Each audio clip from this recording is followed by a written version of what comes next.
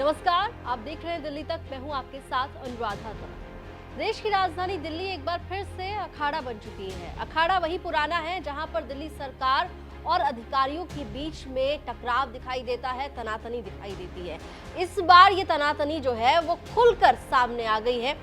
दरअसल ये पूरा जो मामला है वो जुड़ा हुआ है दिल्ली के सबसे बड़े अधिकारी यानी कि मुख्य सचिव नरेश कुमार और उनके बेटे से।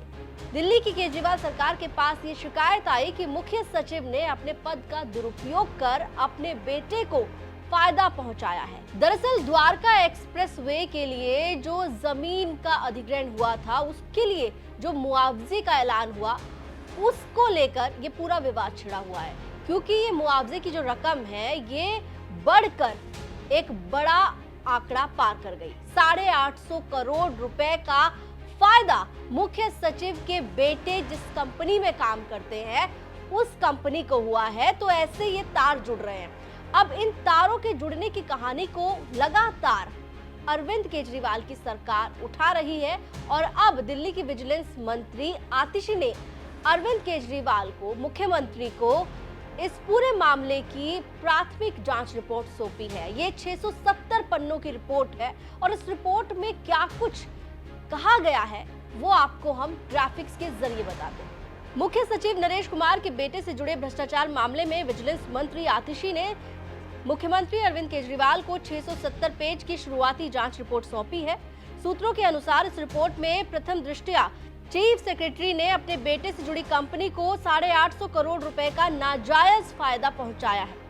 कंपनी ने द्वारका एक्सप्रेसवे के पास 2015 में ये जमीन 75 लाख रुपए में खरीदी थी। अब महंगे रेट पर भूमि अधिग्रहण और कंपनी को हुआ है 850 करोड़ रुपए का नाजायज फायदा। सूत्रों के अनुसार इस रिपोर्ट में मुख्य सचिव ने बेटे की कई अन्य कंपनियों को भी सरकारी ठेके दिए। इन कंपनियों की भी जांच होगी। मुख्य सचिव नरेश कुमार और डिविजनल कमिश्नर अश्वनी कुमार को तुरंत उनके पदों से हटाया जाए, जिससे वो जांच को प्रभावित न कर सके और मामले से जुड़ी सभी फाइलों को तुरंत जब्त किया जाए। मुख्य सचिव और डिविजनल कमिश्नर के खिलाफ अनुशासनात्मक कार्रवाई शुरू की जाए। इस रिपोर्ट को सीबीआई को भेजा जाए ताकि वो मामले की जांच करे। प्रवर्तन निदेशालय को भी इस मामले की जांच के लिए कहा जाए। जांच लंबित रहने तक नरेश कुमार और अश्वनी कुमार को सर्विस रूल के तहत निलंबित किया जाए। इस रिपोर्ट में कहा गया है कि मुख्य सचिव और जमीन मालिकों के ऐसे संबंध हैं जिनको खारिज नहीं किया जा सकता। मुख्य सचिव का बेटा करण चौहान अनंत राज ग्रुप के सरीन के व्यवसाय से जुड़ा है, जो जमीन मालिकों का दामाद है। तो दिल्ली की विजिलेंस मंत्री आतिशी ने मुख्यमंत्री अरविंद केजरीवाल को 670 पन्नों की प्राथमिक रिपोर्ट इस मामले की सौंपी है और इस रिपोर्ट में कई बड़ी बातें कही गई हैं।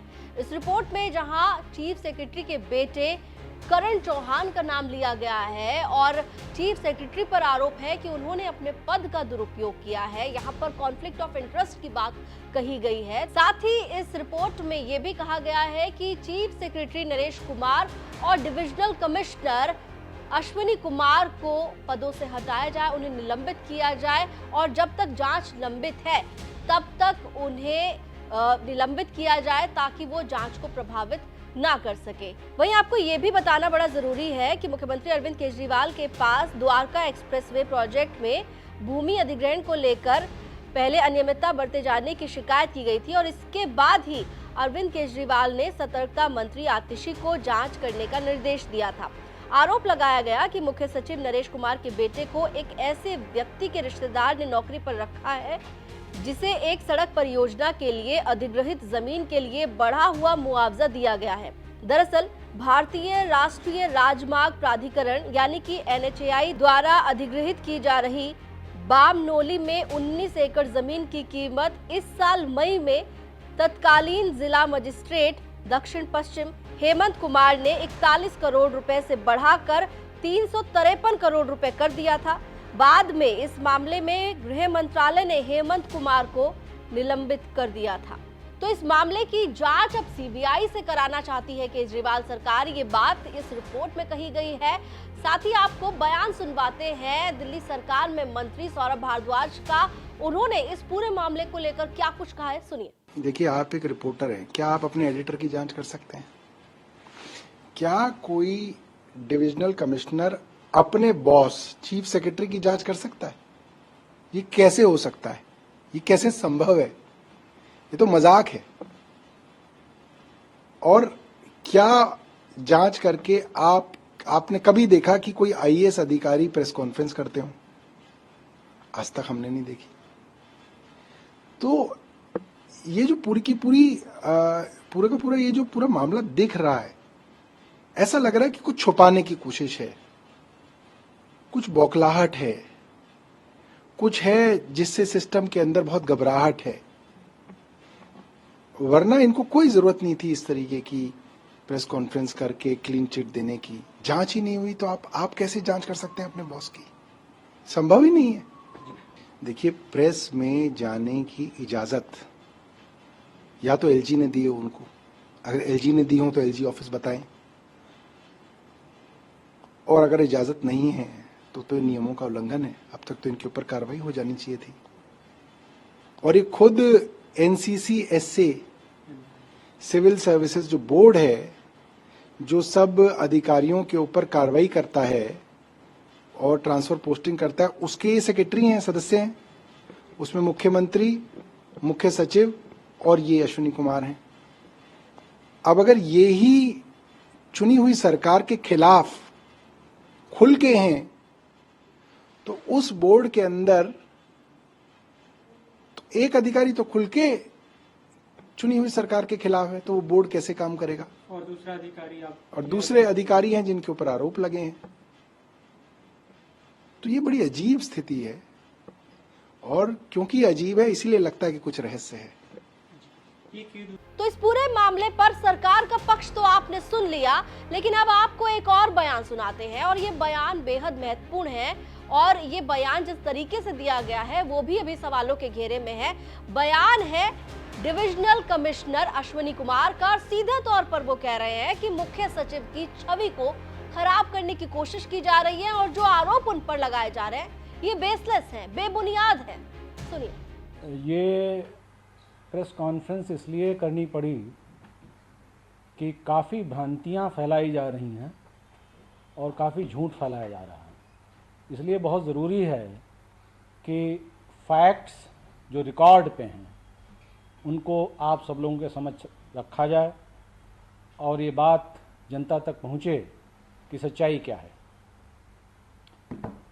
जो झूठ है वो ये है कि चीफ सेक्रेटरी का करैक्टर असैसिनेशन किया जा रहा है। झूठे आरोप लगाए जा रहे हैं, बेबुनियाद आरोप लगाए जा रहे हैं।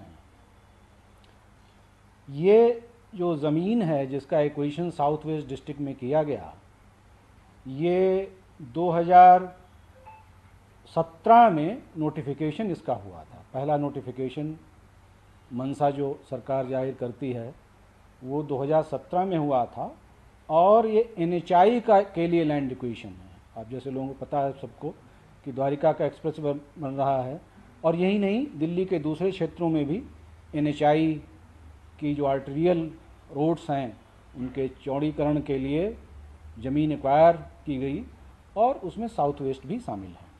फिलहाल दिल्ली के सबसे बड़े अधिकारी नरेश कुमार और उनके बेटे को लेकर जबरदस्त विवाद गरमाया हुआ है। दिल्ली की केजरीवाल सरकार इस मामले पर पुरजोर तरीके से अधिकारी और उनके बेटे को लेकर जबरदस्त एक्शन में नजर आ रही है। वहीं दूसरी तरफ अधिकारी जो है वो प्रेस कॉन्फ्रेंस कर रहे हैं और ये कह रहे हैं कि मुख्य सचिव की इमेज को खराब करने की कोशिश की जा रही है। उन पर जो आरोप लगाए जा रहे हैं वो गलत है, वो बेबुनियाद है, इस तरह की कोई बात ही नहीं है। फिलहाल इस खबर पर लगातार डेवलपमेंट हो रहे हैं, लगातार इस पर अपडेट आ रहा है, और जैसे इस खबर पर आगे कुछ और जानकारी सामने आएगी वो भी आपके साथ साझा करेंगे। इस पूरी खबर पर आप लोग क्या राय रखते हैं, कमेंट करके हमें बता सकते हैं। दिल्ली से जुड़ी हुई तमाम खबरों के लिए आप देखते रहिए दिल्ली तक।